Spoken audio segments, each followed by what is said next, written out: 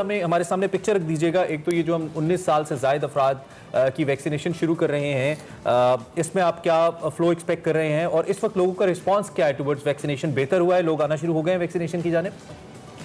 जी देखिए, डेफिनेटली पहले से तो बेहतरी आई है कि अब आपको वैक्सीनेशन सेंटर्स पे लाइंस भी नजर आती हैं, थोड़ा सा रश भी नजर आ रहा है और रजिस्ट्रेशन का अमल भी पहले से बेहतर हुआ है। मगर अभी भी अनफॉर्चुनेटली हम जिस भी एज ग्रुप को खोलते हैं, जैसे पहले 59 था या 40 वाला 40 प्लस था या 30 प्लस था, तो इन तमाम एज ग्रुप्स में जो रजिस्ट्रेशन है वो 10% ऑफ द टोटल उनका जो पॉपुलेशन है उस एज ग्रुप की। तो ये मैं समझती हूँ कि बहुत कम है। लोगों को अभी कॉन्फिडेंस मेरा ख्याल है अब तो आ जाना चाहिए, क्योंकि पहले एक वेट एंड सी वाली पॉलिसी थी, एक हेजिटेंसी थी, लोग घबराते थे कि पता नहीं इस वैक्सीन के क्या साइड इफेक्ट्स होंगे।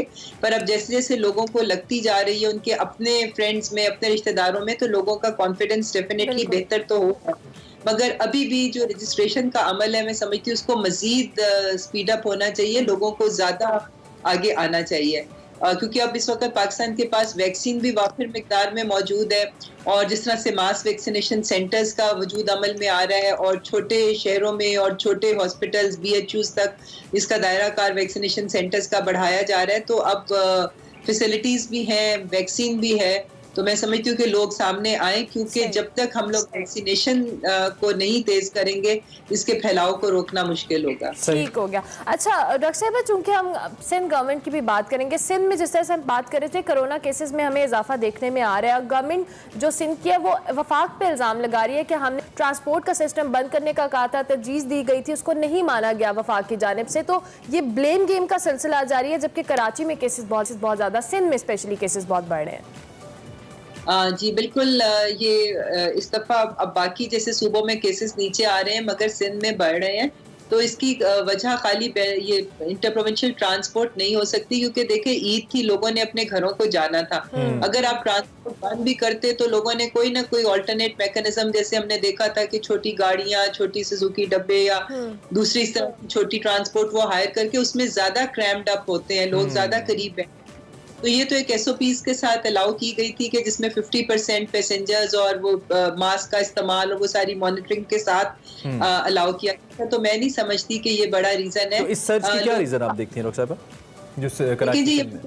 लोगों का अपना एक रवैया होता है और SOPs की खिलाफ वर्जी ही जो है वो बेसिक रीजन होती है। जहां पब्लिक गैदरिंग्स होंगी, जहां पर आप ये मार्केट प्लेसेस में रश होगा और वहां पर SOPs पे नहीं होगा, लोग मास्क का इस्तेमाल नहीं करेंगे, तो ये सारी चीजें हमेशा जो पब्लिक गैदरिंग्स और लोगों के एक्शन से ही कोरोना फैलता है। तो इसमें ज़ाहिर मैं समझती हूँ कि सिंध में शायद शुरू में इतना ज्यादा स्ट्रिक्टली है, ये मार्केट्स में और रेस्टोरेंट्स वगैरह में इतनी स्ट्रिक्टनेस नहीं की गई थी, इस वजह से केसेस बढ़े। अच्छा डॉक्टर साहब, चूंकि आज से 19 साल से ज़ायद उम्र के अफराद की रजिस्ट्रेशन शुरू हो जाएगी, तो कौन सी वैक्सीन लगाई जा रही है इन अफराद को? देखिए, अभी वैक्सीन तो नहीं, इनकी रजिस्ट्रेशन आज से शुरू होगी और जब ये एक खास नंबर तक इनकी रजिस्ट्रेशन पहुंच जाएगी तो फिर इनकी वैक्सीनेशन शुरू होगी।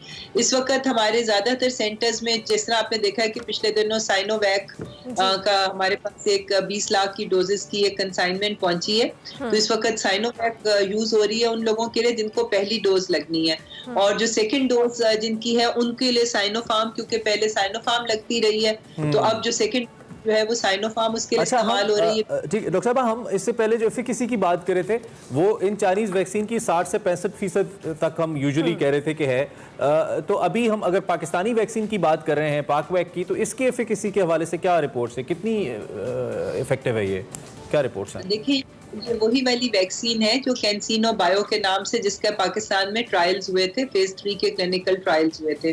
तो उसके रिजल्ट्स में आपके साथ शेयर करती हूँ कि उसमें कोई 75-80% इसकी एफिकेसी में आई थी, मगर जो सीरियस डिजीज प्रिवेंट करने की इसकी जो कैपेसिटी थी वो 100% थी। यानी इसका मतलब ये कि अगर ये वैक्सीन लगने के बाद जैसे 75% का मतलब ये है कि शायद 20-25 लोगों को फिर भी कोरोना हो जाए। ठीक है डॉक्टर साहब, थैंक यू, बहुत शुक्रिया, आपसे बात होती रहेगी। इस हवाले से वक्त की कमी है, thank you very much. Nausheen हमें बता रही थी कि इस वक्त पाकिस्तान ने जो पाकवैक बनाई है, ये तकरीबन सीरियस डिजीज के लिए 100% प्रिवेंटिव है। इसी नोट पर ब्रेक लेंगे, ब्रेक के बाद हाजिर होंगे, आप देखते रहिए एक्सप्रेसो।